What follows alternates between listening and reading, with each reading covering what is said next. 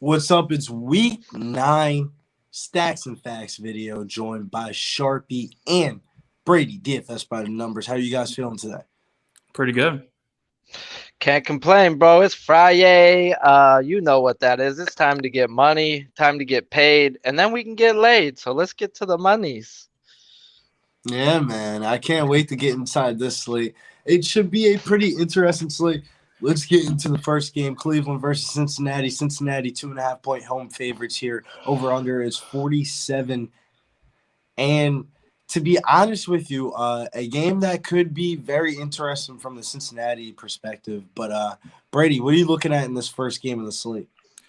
So I think I'm going to go back to Chubb. Last week he played Pittsburgh, really good defense. That game was like really weird. Either offense couldn't really get anything going, but a lot better matchup here against Cincinnati. I think he's going, pretty overlooked this week. So for me, I am liking Chubb. And then on the Cincinnati side, I think you could play Chase. I think he's in a solid spot here. But T. Higgins, he's 5,300.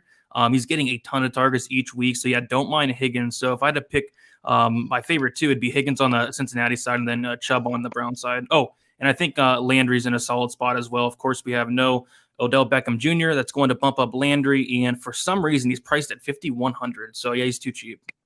Yeah, I like that, Brady, especially the Landry aspect of it. Should be interesting to see if Donovan People-Jones will be a go or no-go for Sunday as well. Sharpie, what are you looking at for this game from a prop perspective? Like Brady said, it's chase or nothing. Is anytime touchdowns minus 105 right now on DK, and the way the Browns, their bottom 5 allowing receiving touchdowns, we know Chase has scored in I believe 6 out of 8 games. It's something stupid. So Chase should get into the end zone this weekend. I like it. I like it. I like it. I like how we all have the same sentiments. Milwaukee versus Baltimore. Baltimore 6-point favorites. Over under here is 51. The higher over unders of the whole entire slate. On the Baltimore side, there will be no who's their starting running back? Murray, right? Murray. Yeah, no Latavius Murray for It's them Freeman this week. He's going to be their starter. Yeah. Freeman's going to be the starter this week. To be honest with you, Sammy Watkins coming back could muddle up some things. Should be very interesting. One of the interesting things this week that I saw was Hollywood Brown's price tag difference between the websites: $7,700 on Fanduel, but only $6,000 on Draftkings this week. One of my favorite plays in the whole entire slate. I feel like the Baltimore Ravens are cheap on Draftkings, and the Minnesota Vikings cover boy Justin Jefferson is also on the Vikings as well. I love this game. Brady, what are you looking at in this one? Yep, I think I'm going to do some Lamar Jackson stacks here. There's some pieces I really do like. Obviously, with Jackson, you get that rushing yard upside as well. Had 88 rushing yards last week, but yeah, you talked about it. Sammy Watkins might come back. If he does, that kind of hurts Bateman a little bit. You got to think, but yeah, definitely Marquise Brown 6,000, and then a great run back option in Jefferson. I think you nailed it there. But yeah, definitely looking to stack this game up mostly on the Baltimore side and running it back with the Jefferson or Thielen. I like it, Sharpie. What are you looking at this game from a prop perspective angle? Baltimore has the 30-second pass D, guys, and Cousins should pass. He's at 267.5 pass yards, minus 114, and that's what I started looking into. And then the more I got into it, I looked into it and found a sneaky play. It's Cooks over 17.5 rush attempts, minus 130. He's hit it 4 out of 5 times. He's hit 18 or more, and I expect them to pound the rock to play the play action. So whether he gets his yards or not, I expect them to rely on Dalvin Cook. I looked into his reception yards thinking it was Dalvin Cook from last year, and they're protecting the fuck out of him, bro. He ain't catching the ball more than 2 times. They're using Matson as their receiving back.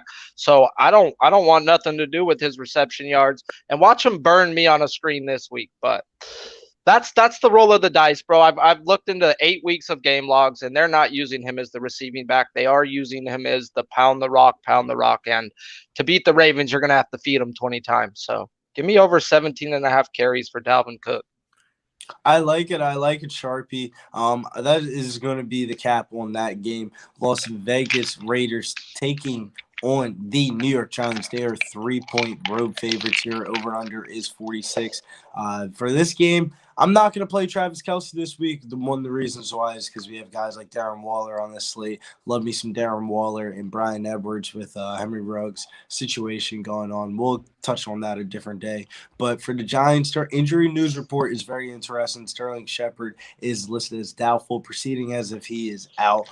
Kenny Golladay, questionable, was a limited part of practice Thursday and Friday, expecting him to be back. And Kadarius Toney's questionable, was limited part of practice Thursday, but I thought he broke his hand, so I have no idea what to really make of that, to be honest with you. But Brady, what are you looking at in this game? Yeah, I think you touched on the ones I was really looking at. Edwards does stick out 4,100, very cheap. Also, Renfro sticks out 4,800. Of course, with Ruggs out, that's going to open up a lot of things. And even like then with Renfro, he's already getting a ton of targets. 8 in week 7. He had 8 as well in week 5, 8 as well in week 4. So the targets are already there. No Ruggs definitely does help out a lot. And then you mentioned it, Darren Waller, I think, is in a great spot here against the Giants, averaging 14.3 DraftKings points. So on the Raiders side, that's where I'm looking at. And on the Giants side, I think you could go to Tony. I don't really love a ton on the Giants side, to be honest. So I'm more so looking at this from a Raiders perspective. I believe Saquon Barkley is projected to be back for this. No, I checked that up earlier. No, he's not. He was questionable, but hasn't practiced all week and will not play week 9. I already checked into that. So we're going to have to look inside of Booker. Sharpie, we're really looking at this game from a prop perspective. They haven't put the props out yet, but I have Booker's rush props and Drake's rushing TD props. The way I seen it without Grudem, and I could be wrong, and I asked you about this earlier, but sometimes you got to roll the dice and think you're going to be right. Kenyon Drake is the better fucking running back for the Las Vegas Raiders. Josh Jacobs is the worst running back in the NFL over the last 3 years with over like 300 carries. He averages like fucking 4.1 yards a carry, bro. Like a yard after fucking being hit. He don't go nowhere after he gets hit. He's a bum. And maybe they freaking realize this shit over there in Las Vegas because Kenyon Drake freaking outran circles in him again and got the majority of the carries the last time out with Gruden not being there. So I'm going to think they're going to rely on Kenyon Drake again, guys. So I'm going to look at his TD prop, especially with how much they use him out the backfield also. And then Booker, guys. I love me some Booker, and I expect this game to be closer than what most people think. So they're going to rely on him. And going against the Las Vegas Raiders, they're the 31st rush defense, guys. Ain't nothing changing with the Raiders and Chargers. They can't stop a running back. And Booker has shown, dude, that he can run. He's averaging good yards per carry, bro. So I expect them to lean on Booker this week as long as the game's close. Yeah, I agree with you, Sharpie. That's something that we probably have to come back to on Sunday once we get a better, clearer clarification about the wide receiver core. But Buffalo, 14.5-point road favorites over the Jacksonville Jaguars, 48.5 over under here. This should be a pretty interesting game. I'm interested to see what you guys are looking at for this one. Brady, what are you liking here in this one? Yeah, I'm liking the Josh Allen stack here. So Josh Allen, Stephon Diggs, like them both quite a bit. And then also we see that Cole Beasley's questionable. If he does play, I like Cole Beasley. Sanders is fine as well. But yeah, mostly Stephon Diggs for me, 7,700. I think he's in a really good spot here against Jacksonville. In terms of run back options, I think James Robinson, if he plays, could be a decent run back option. But as far as like a cheap tight end goes, I think Dan Arnold sticks out, 3,400. Was getting a ton of targets, like 10 targets last week, which is crazy for a tight end. So yeah, give me Dan Arnold as a run back option, kind of sneaky, I think, and kind of cheap as well. I like it. I had Jamal Agnew listed as my preferred run back, $4,700, but I kind of like going with the cheap tight end, filling out a tight end position a little bit more. But Sharpie, what are you looking at this game from a prop perspective angle? These are the two bets I do have locked in, and most of these other ones are leans, guys. When I go through the Bills log game script, when they dog a team like they're supposed to dog the Jaguars, and this is one team who's shown they dog the teams they're supposed to dog. That's just what they've done. They've got a top 5 defense and a legit offense. And when they dog people, they rely heavily on Singletary and Moss. So I want Moss anytime TD at plus 125 at DK, and I want him over 39.5 rush yards at minus 114. Everywhere else, it's 42.5, but at FanDuel right now, it's 39.5. That's a 3-yard gap difference. and it's at minus 114, at minus 115 everywhere else. They're going to rely on Moss. He's going to get 12, 13 carries. And versus that shitty Jacksonville defense, he's going to have 60 yards and a touchdown. It could be receiving or rushing, but that's why we want the anytime. I like it, Sharpie. I'll definitely will be scrolling back to that game once we go into Sunday's action. But Denver versus Dallas. Dallas 10.5-point favorites. Over under here is 49.5. On the Denver side, shouts to Sharpie for this one. Noah Fant's going to be out for this one. Albert we're just gonna call him Albert O. $2,600 on DK and $4,500 on Fanduel. He did end up making my player pool this week. Him and Jerry Jeudy for the Denver side. On the Dallas side, I do have some interest in their pass catchers, but it'd still be determined how healthy Amari Cooper is. That's kind of up to that person to see what type of risk that they like to inherit. If you don't like him, CeeDee Lamb's also fine as well. I kind of like Ezekiel Elliott the most, but maybe I'm just a little bit biased because I had him in that primetime game. But Brady, what are you looking at here in this Denver and Dallas game? Yep, I like Zeke Elliott as well. He was way too cheap. And then also Amari Cooper, like you mentioned, if he does play, this price tag makes absolutely no sense. 5,700, I don't understand that. And then on the Denver side, I'm with you there as well. I like Albert O quite a bit. No Noah Fant. He's 2,600. He's decent. He's actually pretty good. So, yeah, I like Albert O there quite a bit in terms of like a run back option. But, yeah, don't mind stacking up Dak as well. But, yeah, Elliott, Cooper, and Albert O, my three that I'm looking at for this game. Yeah, Albert O, always sneaky, great athletic profile. Sharpie, what are you looking at here from a prop perspective? You're muted, by the way.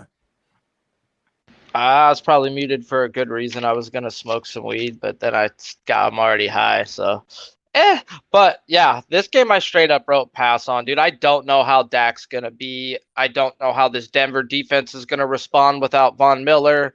They were already going in the wrong direction. So I stayed way off of this game props wise. I don't want nothing to do with it when I don't know what's going on.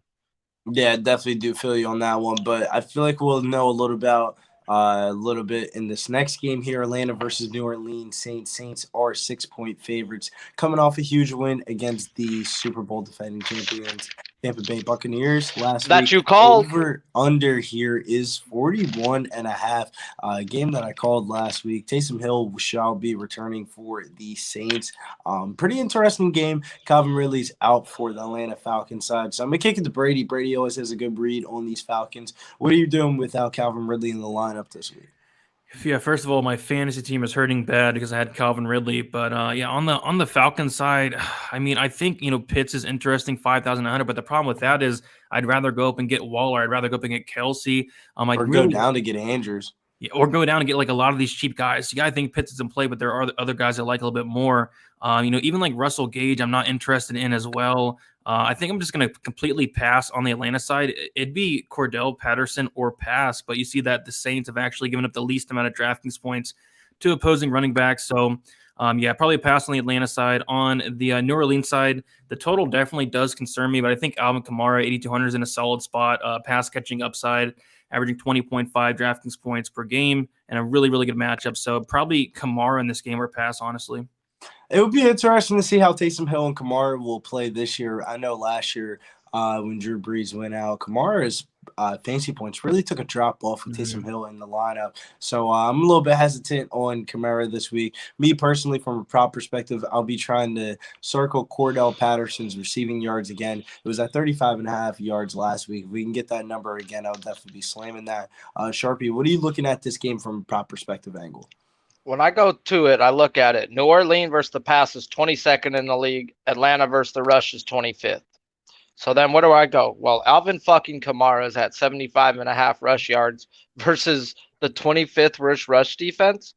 My issue with Kamara is I always fuck up and I should just take his rushing and receiving. At the end of the day, he is one of those rare backs that can get you all your yards each way. It can come either way, and in one game it can really screw you. So you might as well as just take his rushing and receiving with him. And my counter to last year to you would be They used him differently last year. They used him as like a legit 50% type back. He is the full-time back now. They are not fucking cycling his reps out. So I mean, not Latavius Murray. Mark Ingram just re-signed with the team. There you go, bro. That right there, that's enough, bro, to be like, yep, they're going to fuck Kamara's reps up. I'm off Kamara then, bro. Watch him hit it, though, but I don't want nothing to do with it. The other one, where we get into, my thing is with Atlanta is I've tried to pick receivers. I've tried to pick tight ends. And when on games that I want to pick those tight ends or receivers, fuck that, dude. It's Matt Ryan over 250.5 pass yards at minus 114. The Saints have given up 281 yards a game, and Matt Ryan's just averaging 259, yet his total's at 250. There's fucking value left and right up and down this thing. I don't want to pick which wide receiver is going to bust because it's always going to be one. It's just roll the dice if you really want to figure out which one, and I'm not trying to pick.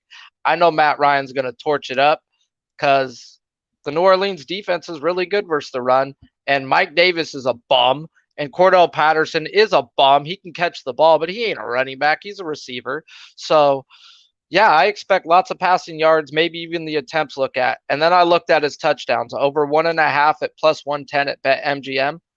And he's got six of 7 games he's got a TD, and 5 of those games he's got 2.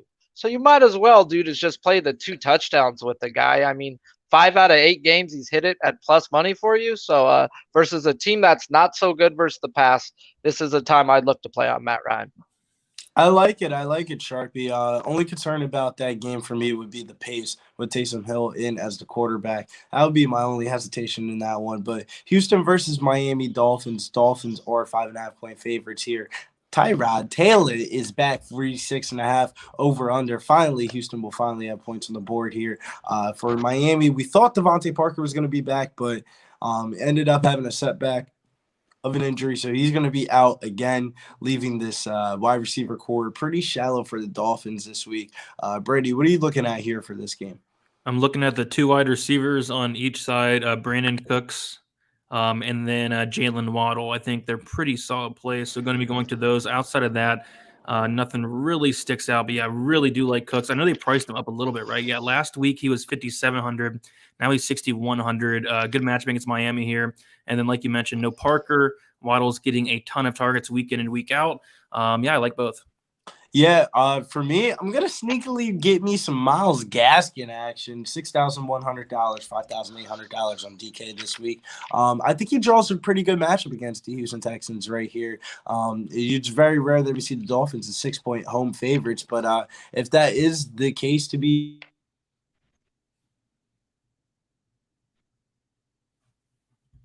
You good, Billy?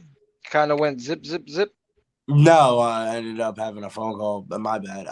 If that is the case to be made here, then I do like me some Myles Gaskins if the Dolphins are going to be home favorites here. Also like Mike Gesicki as well, but more of a FanDuel play than anything else. But next game here is the Patriots. I'd like to speak. Oh, Thank yeah, you. my bad. Don't trip, bro. This is probably my favorite game of the fucking board, bro. Looking at it, it's probably everybody's worst favorite who likes to bet sides and totals. Nah. This game right here, Tyrod fucking Taylor, bro. Let me tell you, I got Charger bolts tattooed on my head, bro. Okay, on both fucking sides. 6 inches, they're real. Okay, there's a reason why he was going to start over Justin Herbert, guys. It's because the guy's actually a decent fucking quarterback. And if you actually watched him in the first 2 games, they surprised everybody and their freaking mom on what the Texans offense was able to do with Tyrod Taylor behind the helm. And then I come over here, Miami's 18th versus the rush, 31st versus the pass. And you're going to give me Tyrod Taylor's pass yards at 227.5?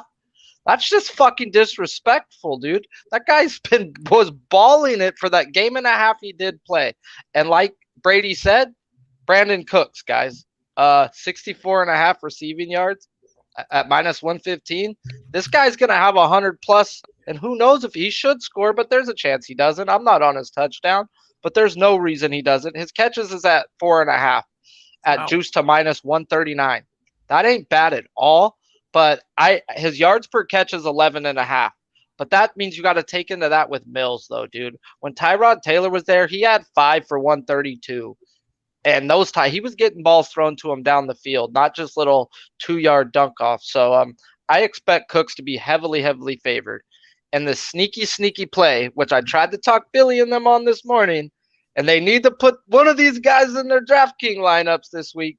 Rex fucking Burkhead, guys. His rushing and receiving is at 38.5. He was used 49% last week, guys. He was their majority prime running back. Miami's not that good versus the rush. They're not that good versus the pass. I expect this guy to fucking eat, bro. Old school Burkhead, guys. And he was in that mostly in a down 38 to fucking nothing type role. So they weren't running the ball. When they did, he averaged 4+ yards a carry. And I expect nothing to change, bro. I actually think the Texans win this game and might win it outright by a lot. Wow, hot take Friday from Sharpie here, but I definitely do feel you on that one. I like the way you attack that game. New England versus Carolina, last 1 o'clock game on the slate. Pure pass game for me. The Patriots 3.5 point road underdog favorites here. Brady, what are you looking at for this game? Pass. Is any word on McCaffrey? Last time I checked, he was potentially going to play. Last time I heard, yes. By Saturday. 40-50% of the snaps is from what I'm hearing. Then there's no point. Like, it's just the pass. Then you can't play him. Yeah, and I'm not really too interested in playing Damian Harris against that defense here. You got to pass on it too, Sharpie, or no? Pretty fucking much, bro. All I wrote is McCaffrey anytime TD is at a -110. You'll probably never see that price. But if 40 to 50% of the snaps, I expect him to be used in the red zone. So that's probably the only shot if I was to take a shot on this game. Or more props, bro, because Moore gets open with McCaffrey, and we know how much Darnold goes to Moore. And Darnold needs fucking McCaffrey to be anything but good. I agree, Sharpie. I agree. But ultimately, pass for me on this one. But before we get into the 4 o'clock game, shouts to the sponsors over at Manscaped and Southtown 101.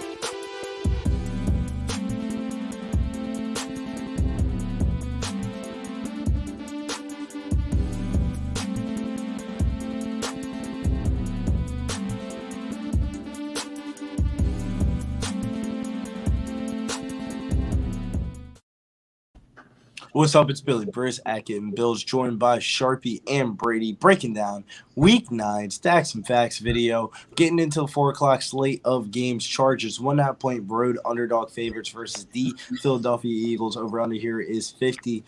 Pretty high over under here.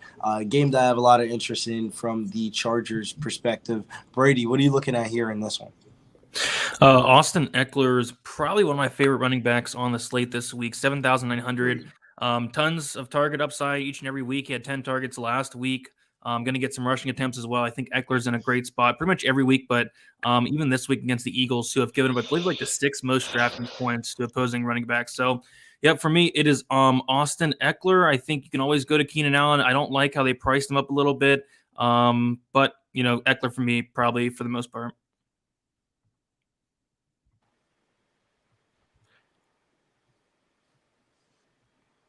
You there, Billy? Billy gets really quiet. I don't like being quiet, so I'll get into what I'm into.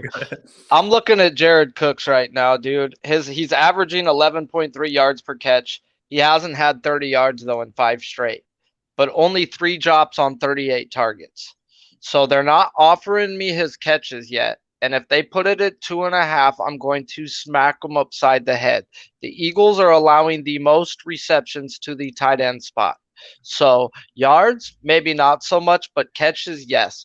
And from what I learned at the beginning of the season is the Eagles have been running a Tampa 2. So they're running 2 deep safeties and they're allowing everything over the middle. So I expect Keenan Allen to eat, and I expect Cooks to get his targets and his catches also.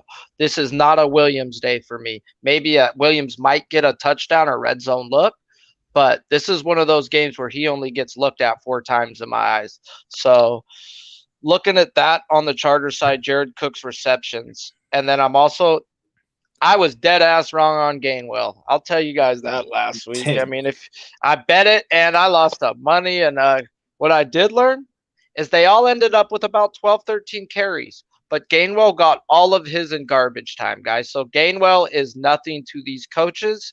And it's Howard and Bart Scott time, guys. And this is Boston. Well, Boston, my bad. Bart's a basketball player, huh? I don't know who Bart. I thought it was from The Simpsons. Come on, guys. Let's go South Park. All right. But let's go to Boston Scott, 43.5 yards, -114 on Fanduel. It's the damn Chargers, guys. You just keep running it out there, guys. They can't stop the run. They're not going to stop the run. And we're just going to keep eating on running backs who run the ball. So he should get his 10 touches. He should have 60 yards on those 10 touches, and we're at 43.5. So let's get there with Mr. Bart. Boston. I like it. Yeah, I feel like that's the real summary of that game is you kind of want to hit the Chargers on this one. Big Keenan Allen day. Darius Slay's been guarding outside wide receivers pretty well here. But let's go to this Green Bay Kansas City game. Kansas City 7.5 point home favorites here. Over under here is 48. Big reason why the Kansas City Chiefs are favorites here is not because of how they played. It's because Aaron Rodgers is out for this one. Jordan Love is stepping in as the quarterback for this one, $4,400 on DK. My favorite play from this game, though, is going to be Aaron Jones, man. I think I'm going to go to the well here with Aaron Jones, not really catching a bunch of ownership this week. Later game as well. That's the one I'm going to hit from a prop perspective as well. Brady, what are you looking at here in this one? Are you going to go play yourself some Travis Kelce this week, or is this the week to pass on it? Oh yeah, I think you could for sure. I'm more interested in what you're talking about on the Aaron Jones side. I've not looked at any props yet. I'm a little behind this week because I was on vacation. But yeah, I'm going to be looking to hit some Aaron Jones overs. I feel like they're going to really rely on him. Rookie quarterback coming in here on very short notice as well. I think they're going to try to just feed the ball to Aaron Jones all game. And Kansas City's defense is horrible, so I really, really like Aaron Jones. Touchdown prop overs. I think he's in a very, very good spot. So Aaron Jones for me. On the flip side, I think you can go to Mahomes. The Chiefs have looked like crap the past couple, games, but have not seen the ownership. But if they are low owned, I do have some interest. Mahomes, Hill, Kelce, I think they're all in solid spots here. But yeah, Aaron Jones is probably my favorite piece out of this whole game. Yeah, it would be interesting to see how Devontae Adams' ownership will come in with Jordan Love this week. He could be just really low owned this week, for all we know. But that's one thing that we'll find out later on this weekend. Sharpie, what are you looking at this game from a prop perspective? I don't know what to – well, let me make sure. Yeah, it's on because I'm baked. Yeah. All right. I don't know what to expect from Jordan Love realistically, so I don't want to fucking guess. So – I'm not going to play no Devontae Adams. What I am going to go do is go through the preseason game logs and seeing who was his wide receiver that is on the practice squad.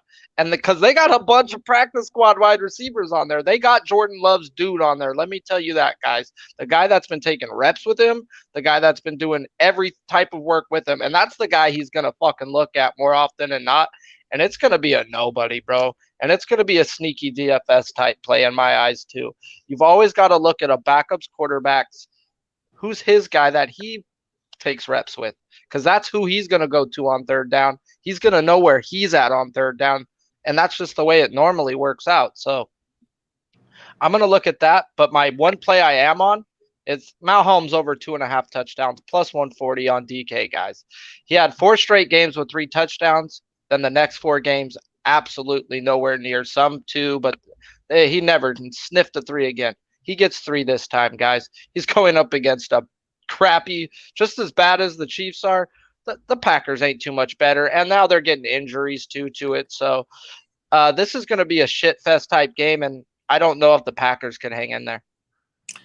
I agree with you, man. I got a lot of problems seeing the Packers hanging in there. Like I said earlier, the Chiefs are 7.5 point favorites, not because of how they played. It's because of the quarterback situation right now. This could have been one of the best games to attack of the week if Rodgers. Hey, Who was Rodgers' backup last year? Because I believe Love was straight practice squad. He was so bad.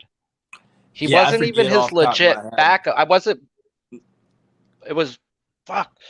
I forget Blake that one. Bortles?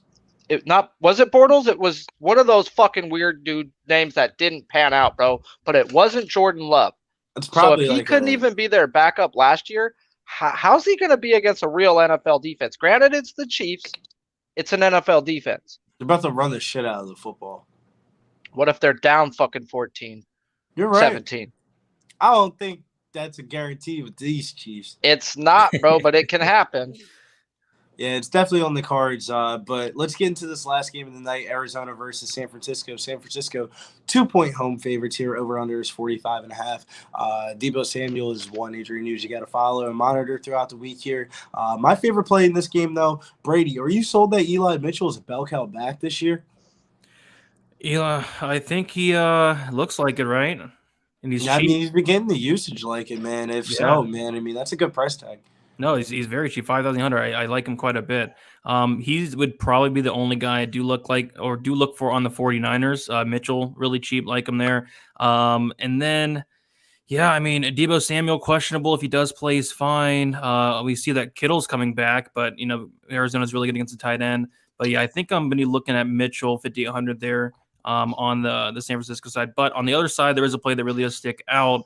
Hopkins is really beat up. We see that Green's on the COVID-19 list. Is he going to play? It looks like he's not, right? I don't think so.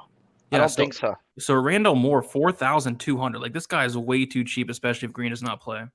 Okay, I was going the other way with that one. I was looking at Christian Kirk on this game. He's good too. Yeah, I don't blame you. I think that's something that you'll probably have to, it's up to that person who they for Rondell Moore or Christian Kirk. But I definitely think both of those two are viable plays, even without Kyler Murray in the lineup. I think Colt McCoy could be a viable quarterback. Sharpie, what are you looking at here in this game? Make sure. All right. This one right here, I love when you guys say shit that I'm already looking at. They haven't put out Elijah Mitchell's rush yards yet. That's what I have written down, guys. Last time out, he was 9 for 49 versus these Cardinals. And if game script sticks to it, guys, this guy easily is going to smash his rush prop again. He's getting the volume. And Deebo Samuel's at 66.5 pass yards. And that's freaking nonsense, dude. The way that he's been targeted and the way that he's being used, this guy's going to smash that again, especially if they do get down. They're going to freaking Deebo, especially with Jimmy G at the helm. So, yeah, I expect 10 targets, and 66.5 yards is stupid on 10 targets. Yeah, no, I agree. But let's answer some of these questions in the chat. Devontae Adams and Damian Harris for Najee Harris and Thielen. I would probably lean on the Devontae Adams side and Harris. How about you guys? Yeah, I'm keeping Devontae personally. I'm so stoned I don't get the question. Devontae Adams and Harris or Najee Harris and Adam Thielen? Yeah, I don't want Thielen. They're not favored enough to be wanting Thielen. My cool thing with Thielen is he's good to play when they're favored. When they're freaking dogs, he ain't the guy. This week, he ain't the guy.